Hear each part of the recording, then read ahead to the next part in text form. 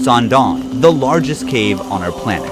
This cave is so massive that it has a completely self-sustained ecosystem with its own climate conditions. Hundreds of meters underground, the clouds you're used to seeing in the sky form inside this cave. Sangdong even has an untouched prehistoric rainforest hidden far below the surface, and a vast underground river. From transparent fish to colorful monkeys, over 250 endemic plant and animal species live in this underground world. 7 new animal species were recently discovered here and are unique to this place. Stretching 9 kilometers in length, this cave holds 38.5 million cubic meters of space, and its passages are so enormous that a 40-story skyscraper could fit inside, and its giant stalagmites are rising like towers of ancient cities. Walking inside, it's impossible not to feel as small as a tiny bug. Can a rock move on its own? Sangdong even contains phytokarst rocks, which move towards the sun like semi-living organisms. Rare cave pearls and many other unique formations are also found here.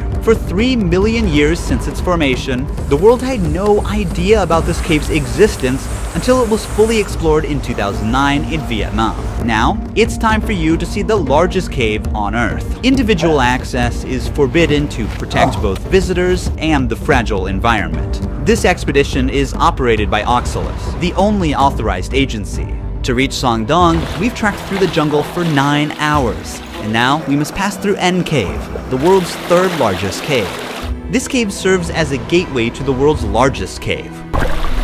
It's crucial to be fully prepared for every possibility. So before setting out on this journey, we did deep online research about Sangdong and its surrounding area to learn about everything that we would need to know. Now, we're heading towards the beach inside the cave.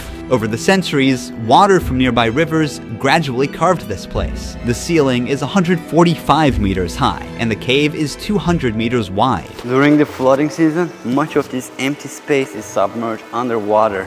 You can understand from the basket over there, the water levels rise so much that it can carry objects up to that level. With a breathtaking lake in front of us, it was impossible not to take a quick dip. At dusk, the sound of swift birds echoes in the cave. Because of their short and weak legs, these birds can't take off from the ground and must jump from a high place to fly. If they are trapped on the ground, it means death is certain for these birds. This one was unlucky and waited to die. At sunrise, we're ready for the journey to Sangdong. If we call this cave a neighborhood, then Sangdong is a massive city in comparison. We will move to the darkness now.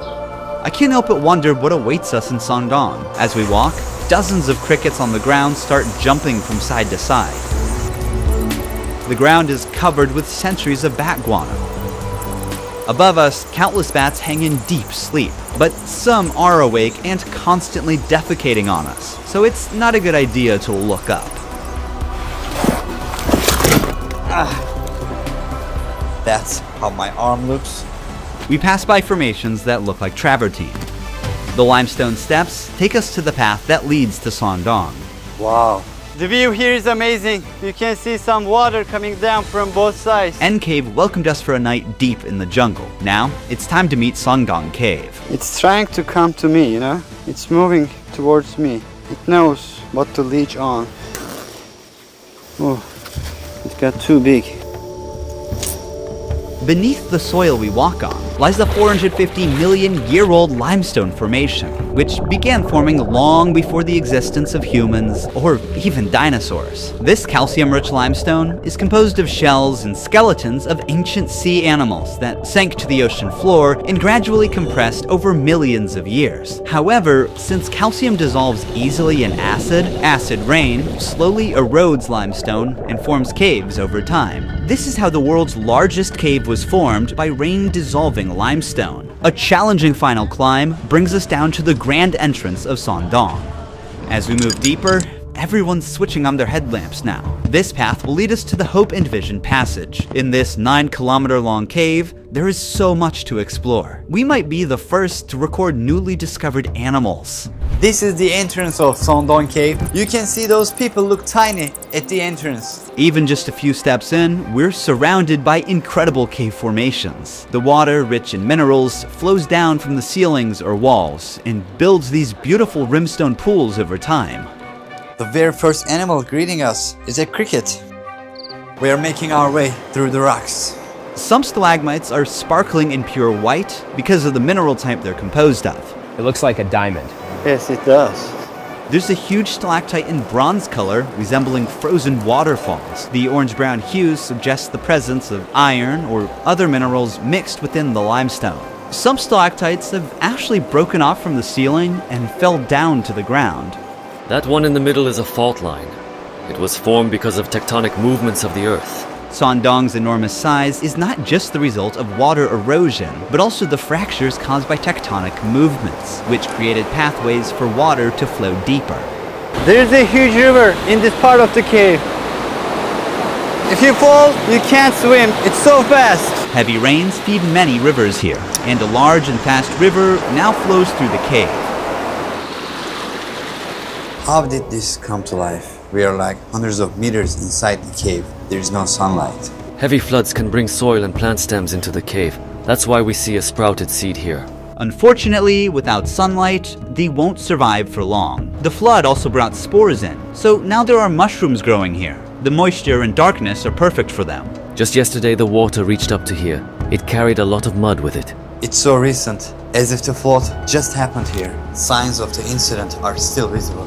We reached the Hope and Vision Passage. This is the largest part of the cave. I'm standing next to the tallest stalagmite in the world. It is 80 meters high. It took an average of 800,000 years for these minerals to accumulate on the ground as water dripped from the ceiling and formed this massive stalagmite. The reason it got so huge is because it grew in a part of the cave where the ceiling is over 170 meters high and more than 130 meters wide. So this part of the cave is as large as a 40-story skyscraper could fit, and even a double-decker aircraft could fly through. You can see the light coming from the first dolin very far ahead. That's where we are heading. We spot cloudy-like white catches on the ground. What is this? A spider web. When they sense vibrations of a trapped insect, the spider jumps out, bites the prey, and returns to the funnel to eat. These are sand towers. When water drips from above, the parts under the pebbles are protected while their surroundings erode, and in the end, it forms these towers. It looks like a small metropolis. If you carefully look at it, there's a guy standing on the top of that rock. Our teammate in the far distance is now standing on a stalagmite of 60 meters in length. We move 3 kilometers forward in the cave. This is our camping site. Imagine sleeping here, looking at this view. From here, you can partially see the first dew line. It might look like the cave's exit, but it's actually the first of 2 massive dew lines. And from here on, things will get more incredible. The temperature difference between the outside and the inside of the cave forms mist and clouds inside the cave. The area beyond them is called Watch Out for Dinosaurs. We will explore that place tomorrow. For now, it's time to rest. Now we are going to first dolin. This is the next day. There will be a lot of things that we will see today. Let's go. We are crawling through narrow passages to get to the first dew line. Very narrow point. These sticky threads are traps belonging to cave worms. They produce a blue-green light from their tail to attract flying insects to these sticky threads. Once an insect gets stuck, the larva pulls up the thread with its mouth and eats its prey. This limestone is the oldest limestone in Southeast Asia. It is more than 400 million years old. While some sea creatures become part of the limestone, others mineralized and ended up as fossils, like you see in this example. We'll get into the details of this fossil later. We're almost there. Sun! Well, it takes for water droplets to reach the ground for like 20 seconds from up there. What is the height of this wall? It's around 140 meters. Everything is huge here. When you look up, you can see the trees of the rainforest surrounding the opening. But right now, we are meters below and still inside the cave. The reason why this hole exists is that hundreds of thousands of years ago, the river flowing inside Sondong eroded the limestone and weakened the roof. The roof couldn't hold up and collapsed, creating this giant hole above. So the light gave life to these algae and mosses. In the afternoon, we'll go to Dolin number 2. It's very different. You'll see a real jungle there. But first, let's see the first of the last two incredible formations here. This is also a stalagmite, but it's a different one. It owes its unique layered shape to the waterfalls. These are phytokarst formations. They are rare limestone formations shaped by the growth of algae, mosses, and microorganisms together with calcium carbonate. Since both biological and geological processes shape them, they're like partly a living and partly non-living. Here you can see the phytokarst formations moving toward the sun like a hand extending from the cave. Climbing 1 kilometer down and up in the dark, we finally reached our next destination. This is the second dolmen, much bigger than the first one. This looks amazing. All of a sudden, we are in a forest, in a cave. Look here, they're so dense. The roof of the cave at this point collapsed as a result of the intersection of two main faults, forming a dew line on the surface 252 meters above where we are. The collapsed cave roof allowed sunlight to enter, giving rise to an entirely new ecosystem. Despite extreme conditions, plants and animals have managed to adapt and turn this place into a unique underground rainforest. As we move forward towards the light, the height of the plants grow. The soil makes it perfect to form a rainforest. A large portion of the soil here consists of bat guano. It is accumulated for millions of years and is highly fertile. The soil here is deep and full of small holes. There is an insect in each hole, and the insects are making traps in these holes to catch animals. This jungle is huge. The biologists have found more than 200 species of plants and almost 60 species of animals living in this area. There are some monkeys on trees. This might be the only cave where monkeys live. Most primates typically prefer trees as their habitat, and cave environments are not suitable for them. However, this extraordinary cave has become a new living space for certain species. We came across a centipede, and snakes are living in this forest as well. Sound of this forest is calming.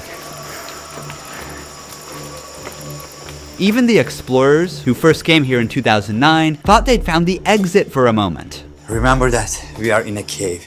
This cave has its own rainforest. All of these trees get thinner but taller to reach the sunlight coming from above. That's why all of them are very thin, but very tall compared to their width. Certain trees reach heights of 40 to 50 meters. It's because the trees prioritize height to maximize sunlight absorption.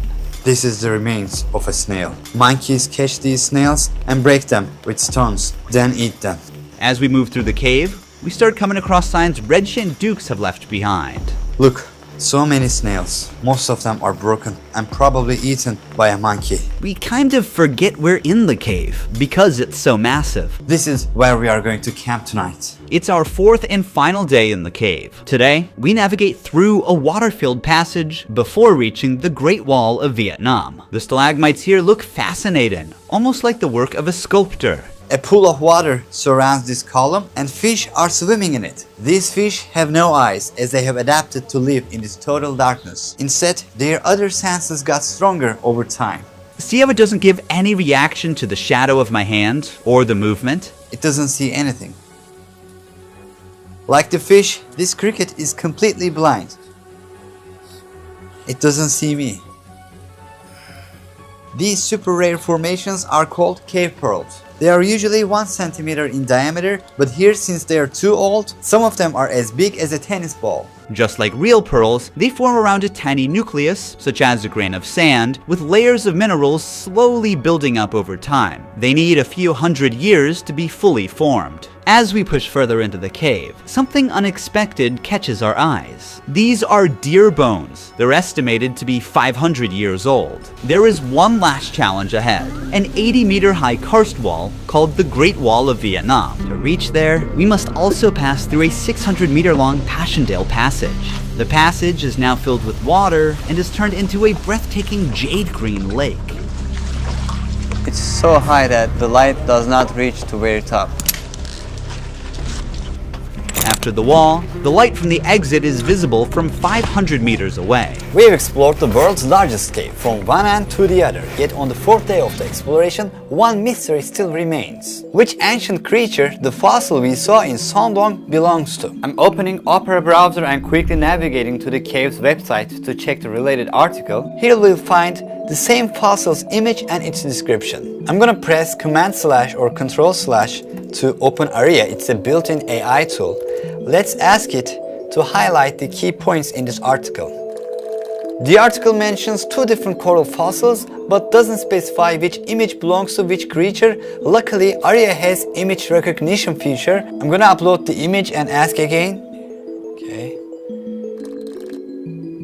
It identifies the fossil we saw as Tetracorolia. Let's check for more information on this sea creature. First, I'm using the Tab Islands feature to effortlessly group tabs by topic and save space. I can expand or collapse them as needed.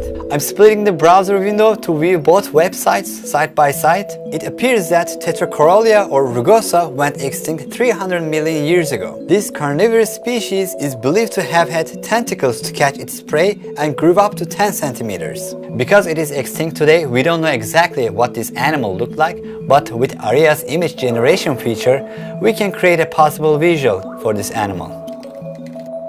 Here's an illustration of a living Tetracorolia drawn as a colony with tentacles. By the way, tab traces feature, as you can see here, help us see our recent visited tabs by darkening the underscore. The darker the underline, the more recently the tab was visited. Using Opera Smart Tools, I believe that we identified which creature this fossil belongs to. Opera also enhances workflow with a floating music player and customizable themes with many other features. Download Opera now from the link in the description box or pinned comment to take your browsing experience to the next level. Thank you for watching. See you in the next one. Ruhi Chenet was here.